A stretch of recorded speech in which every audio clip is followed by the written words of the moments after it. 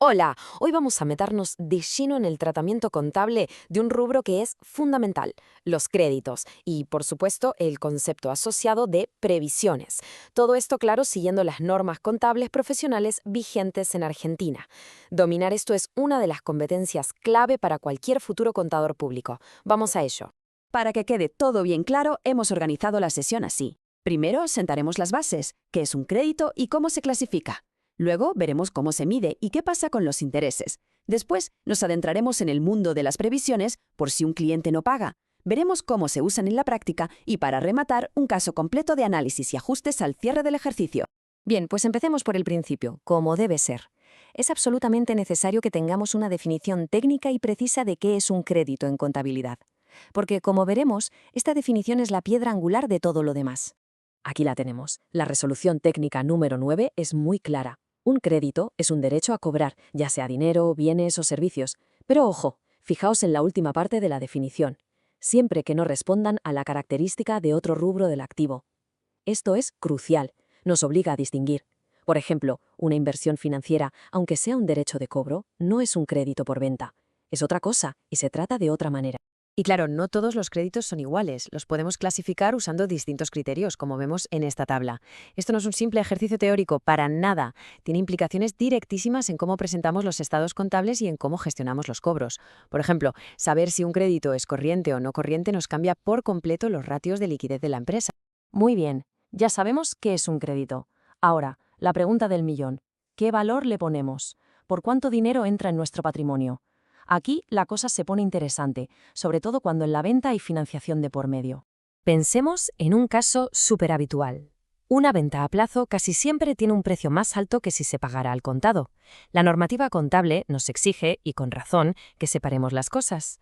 Una cosa es el valor real del producto y otra, muy distinta, es el coste de la financiación. Si no lo hiciéramos, estaríamos inflando los ingresos por ventas, y eso es un error grave. Esa diferencia, esos 4.000 pesos, son el componente financiero implícito. Es fundamental que entendamos que no son ingresos de la venta, son un resultado financiero, son intereses que la empresa irá ganando a medida que pase el tiempo, es decir, a medida que se devenguen. Entonces, la clave es segregar, separar. ¿Y cómo lo hacemos en los libros? Pues con este asiento. Fijaos bien, en el debe ponemos deudores por venta por el total, los 40.000. Pero en el haber, la cuenta ventas solo recibe el precio de contado 36.000. La diferencia va a una cuenta regularizadora, que se llama intereses no devengados. Y claro, el tiempo pasa. Y a medida que avanza el plazo de financiación, aplicamos el principio de lo devengado. Esos intereses que teníamos aparcados como no devengados se van convirtiendo en una ganancia real para el periodo. Lo hacemos con este asiento. Sacamos el dinero de la cuenta regularizadora y lo llevamos a intereses ganados. Pasamos ahora a un aspecto que es crítico. La cruda realidad de los negocios. El riesgo de no cobrar. La contabilidad no puede mirar para otro lado e ignorar que algunos clientes simplemente no van a pagar. Al contrario, tiene que anticiparse y reflejar esa posible pérdida. Y aquí es donde entra en juego uno de los pilares de la contabilidad, el principio de prudencia. Este principio nos dice algo muy sensato. Las pérdidas hay que contarlas en cuanto se conocen, aunque todavía no se hayan hecho efectivas. Las ganancias, en cambio, solo cuando son reales. Por lo tanto, si vemos venir un impago, tenemos que registrarlo. Para registrar esa posible pérdida, creamos una previsión con este asiento. Analicémoslo bien. Por un lado, reconocemos ya una pérdida en los resultados del ejercicio, y por otro, creamos la previsión para incobrables, que es una cuenta regularizadora del activo. Restará valor a nuestros créditos, mostrando una imagen más fiel de lo que realmente esperamos cobrar. Bueno, ya hemos creado esa hucha para posibles impagos. Ahora vamos a ver cómo la usamos cuando, efectivamente, un deudor se confirma como incobrable. Veremos 3 escenarios posibles. Aquí es donde la técnica contable se pone al servicio de la realidad de la empresa. Primer escenario, el ideal. La estimación fue perfecta. El deudor que no nos paga debía justo lo que habíamos previsto. Simplemente usamos la previsión para dar de baja ese crédito. Fijaos, esto no afecta al resultado de este año porque la pérdida ya la reconocimos el año anterior, cuando creamos la previsión. Segundo escenario, nos pasamos de prudentes. La pérdida real es más pequeña de lo que habíamos estimado. Bueno, pues usamos solo la parte que necesitamos de la previsión para cancelar la deuda. ¿Y qué pasa con el resto? Pues ese sobrante se analizará al cierre del siguiente ejercicio. Si ya no hace falta, se revertirá, y eso generará un ingreso. Y el tercer escenario, el contrario, nos quedamos cortos. La pérdida real es mayor que la previsión que teníamos. En este caso, agotamos toda la previsión y la diferencia, ese extra que no habíamos previsto, lo tenemos que llevar directamente a pérdidas en el resultado de este año. Esto nos deja claro que la estimación original no fue del todo acertada. Y llegamos a la recta final. Vamos a aplicar todo lo que hemos visto en una serie de ajustes típicos de cierre de ejercicio. Esta es la fase donde se integra todo, donde demostramos el dominio técnico de la materia. Primer ajuste, un clásico, un error por omisión. Resulta que se detecta un cobro que no se había registrado.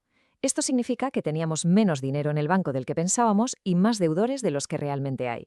El asiento de ajuste lo arregla todo y deja los saldos como deben estar. Siguiente ajuste, registramos una nota de crédito por una devolución de mercancía. Aquí, de nuevo, mucho ojo. No se trata solo de anular la venta y el crédito. También hay que revertir la parte proporcional de esos intereses implícitos que calculamos al principio.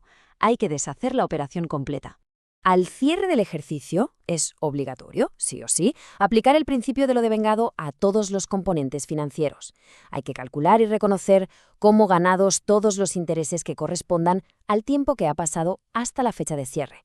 Es un ajuste fundamental para que los resultados reflejen la realidad. Pero el trabajo de cierre no es solo hacer asientos, implica también un análisis cualitativo. Hay que depurar la cartera de clientes, ver quién se ha retrasado y reclasificarlo como moroso o incluso en gestión judicial. Y, por supuesto, si tenemos créditos en moneda extranjera, hay que actualizarlos al tipo de cambio de la fecha de cierre.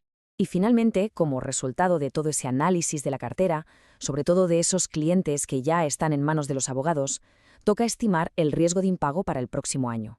Con base en esa estimación, se calcula y se constituye la nueva previsión, imputando la pérdida al ejercicio que estamos cerrando. En resumen, y esta es la idea con la que quiero que nos quedemos, la contabilidad de créditos va mucho más allá de hacer un simple asiento cuando se produce una venta.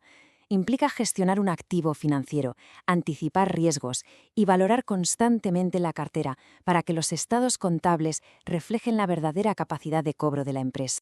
Y esto nos deja con una pregunta final, para la reflexión. Más allá de toda la técnica contable que hemos visto, ¿qué factores externos a la empresa, como la inflación, una recesión o problemas en el sector de actividad de nuestros clientes, podrían afectar a nuestras estimaciones de incobrabilidad y, por tanto, al valor final de este rublo? Es algo que siempre hay que tener en cuenta.